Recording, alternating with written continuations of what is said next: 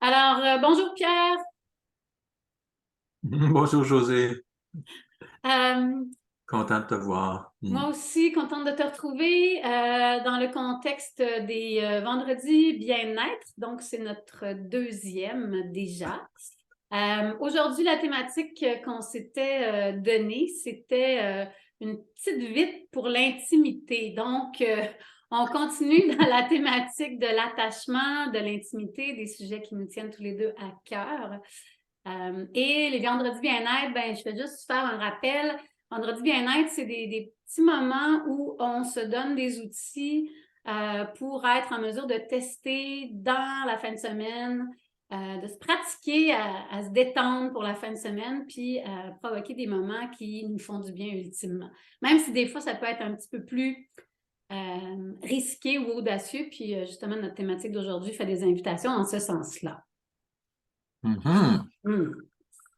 Je rappelle brièvement qui on est.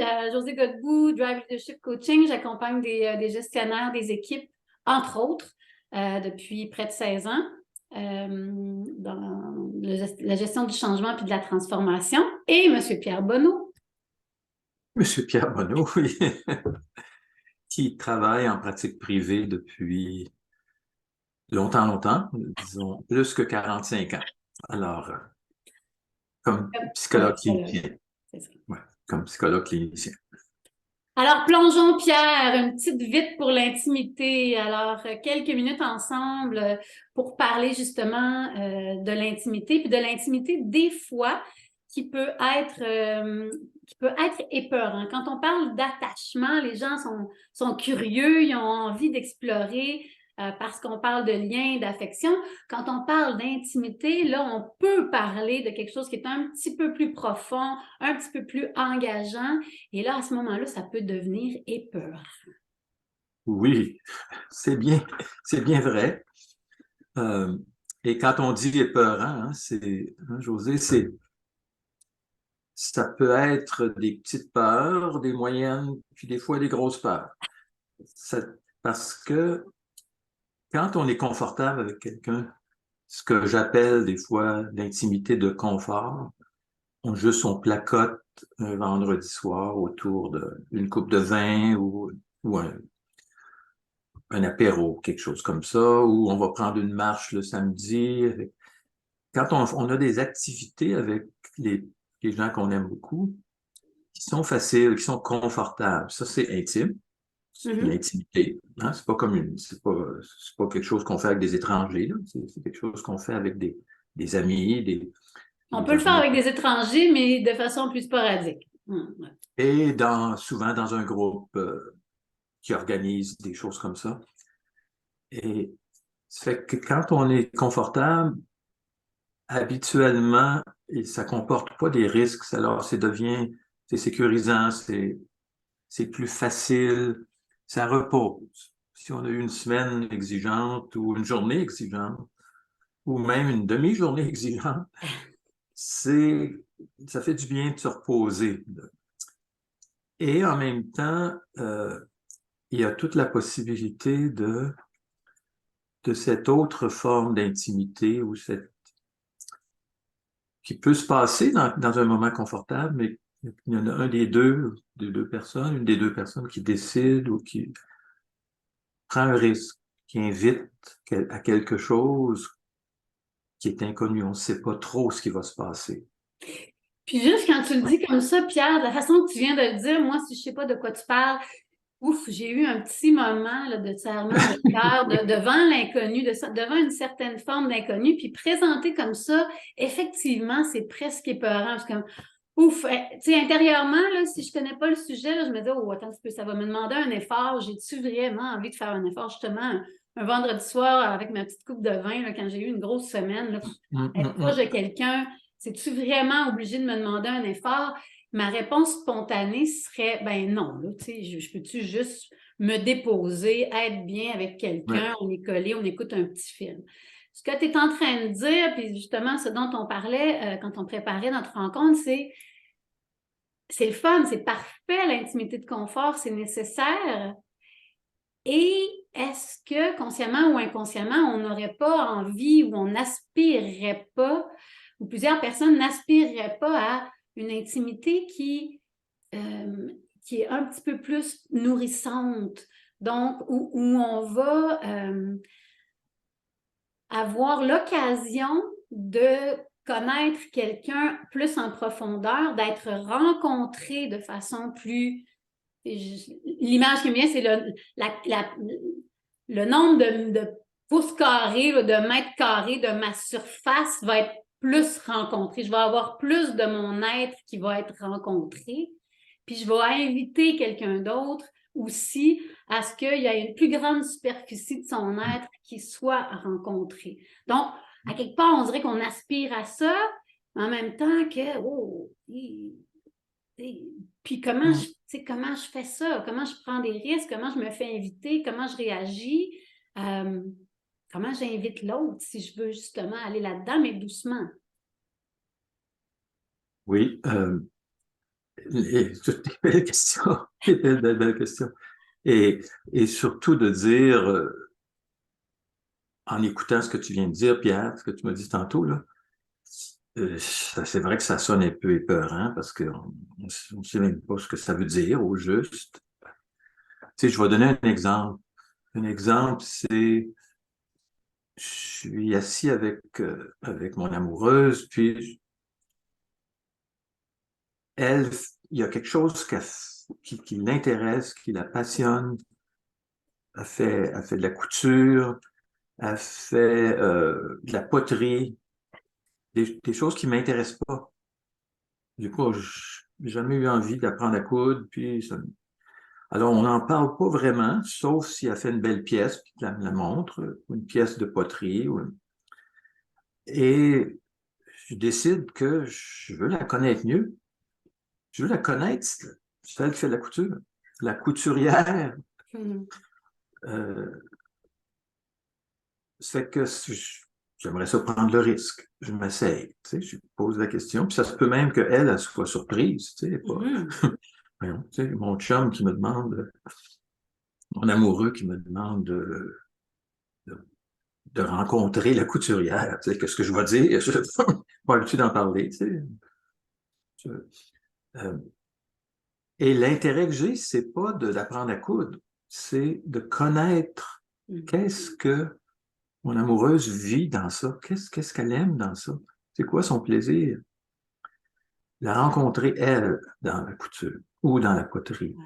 Donc, l'intérêt n'est pas pour le sujet, l'objet, si on veut. L'intérêt est pour qui est en face de moi. Donc, à quelque part, pour passer de l'intimité de confort à l'intimité de proximité, il y a une invitation à être ensemble et à aller juste un petit peu plus loin pour commencer. Donc, un petit peu plus loin à la fois.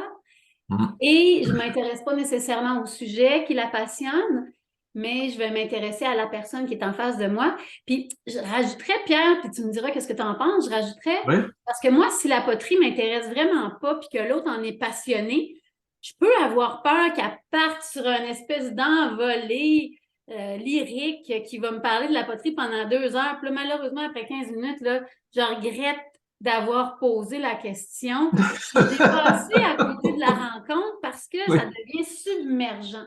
Donc, on pourrait à ce moment-là suggérer à la personne à qui on fait l'invitation, ben écoute, j'ai envie justement que tu me parles de poterie, mais dans les grandes lignes, pourquoi tu aimes ça?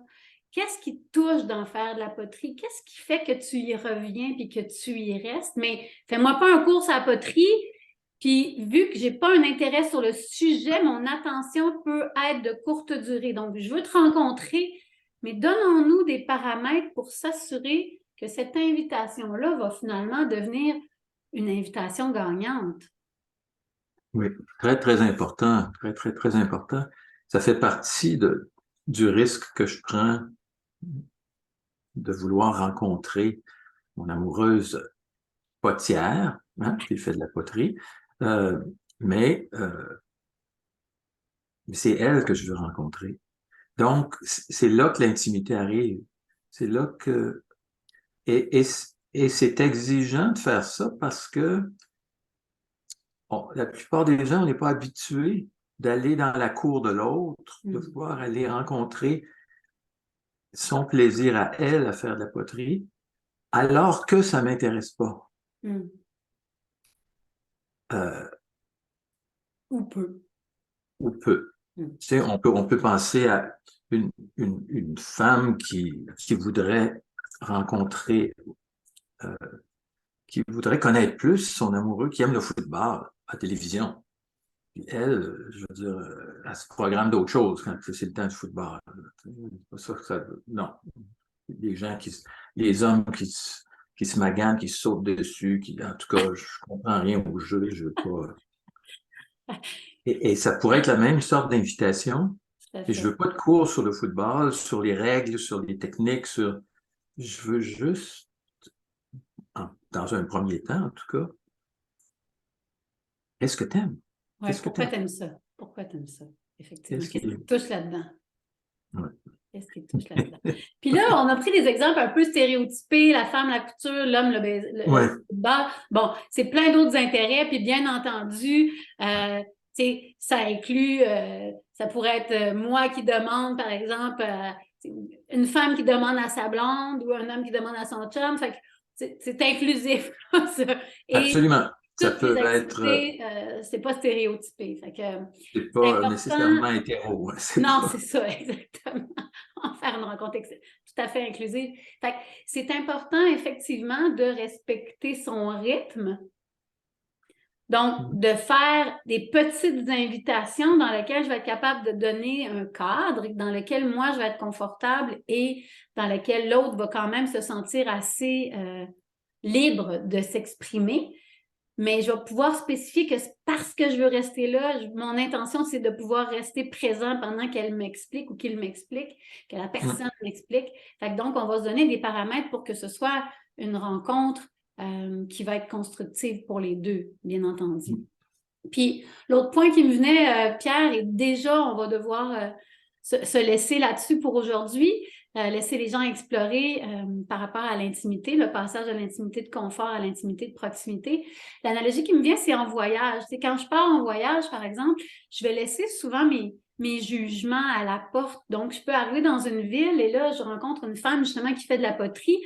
Puis, je vais être curieuse, comment vous faites ça? Puis, elle va pouvoir me montrer quelque chose avec un grand sourire, pas nécessairement me communiquer en mots ce qu'elle est en train de faire, mais je vais avoir une curiosité envers cette femme-là qui fait de la poterie que je n'aurais peut-être pas ici. Fait que c'est invitation aussi à dire... Très bel exemple. Pardon? Très bel exemple. Oui. Si je pars en voyage dans l'intimité de l'autre, je pars en voyage vers un attachement plus profond, plus sécure, plus durable potentiellement.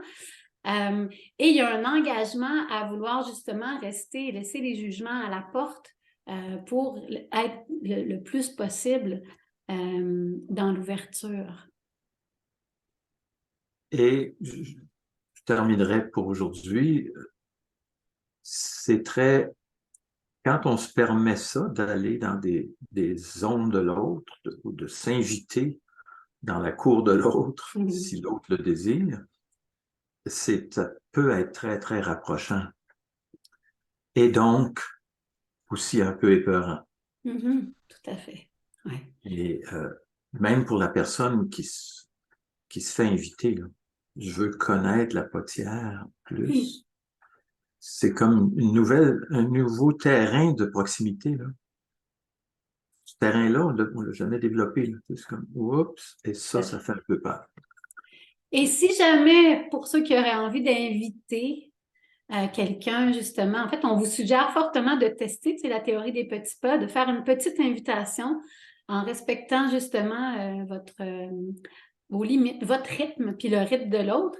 Et si vous faites une invitation dans une thématique en particulier chez l'autre, ben donnez-lui aussi la possibilité de peut-être vous faire une contre-proposition. Peut-être que ce n'est pas de la poterie, finalement, cette journée-là, qu'elle va avoir envie de vous parler, la personne, puis qu'elle va avoir envie de vous parler du dernier repas qu'elle a concocté, qui a ravi ses convives ou qui l'a ravi elle-même, la personne.